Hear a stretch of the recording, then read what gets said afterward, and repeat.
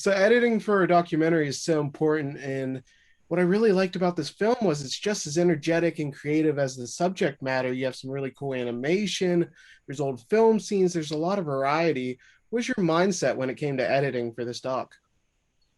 Well, in a way, like Sparks is a subject to like a gift because I mean, I guess we have a shared sensibility in terms of like what Sparks do in their music is that they're really sincere about what they do and they're really serious about their songcraft, but it doesn't stop them from, kind of having fun with the form as well. And so I guess I approach the documentary in the same way, is that I'm really passionate about the subject. I'm totally serious and sincere about doing this, but it's kind of fun to make fun of the music documentary form at the same time.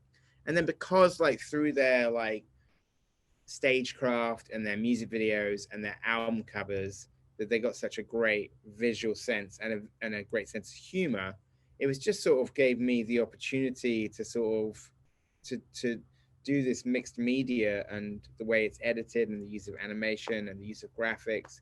It was just a gift, there's a lot of bands where you couldn't do this approach with it, and so it was just amazing to do this with Sparks.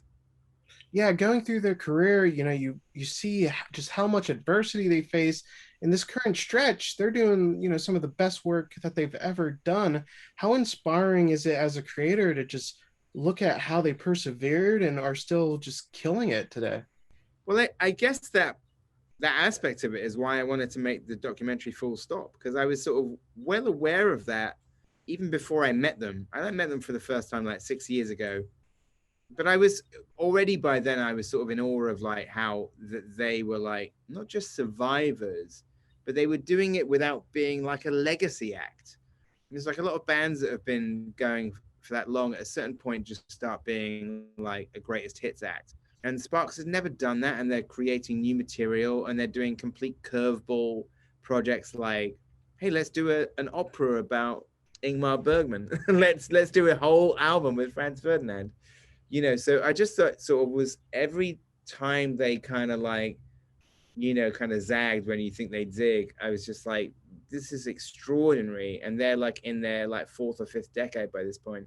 So all of those things were sort of why I wanted to tell the story, because I felt that they, a lot of other like documentaries about bands who started in 1971, the bands are not going anymore, or even if they are, they're just kind of like a tribute act at this point. And you have a documentary about the golden years, and it doesn't kind of cover like what they're doing now because it's maybe less interesting. But with Sparks, it's like a 50-year body of work, and like it's wrong to say that there's like a golden period of Sparks, because like you said, all the recent stuff is amazing.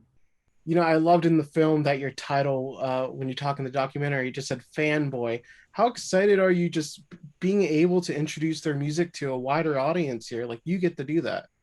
I mean, just on a very simple level, if like somebody watched the documentary who didn't previously know Sparks and then starts listening to Sparks or maybe even buys a Sparks album, then job done. That's like sort of that's all I wanted to do is bring them to the wider audience they deserve.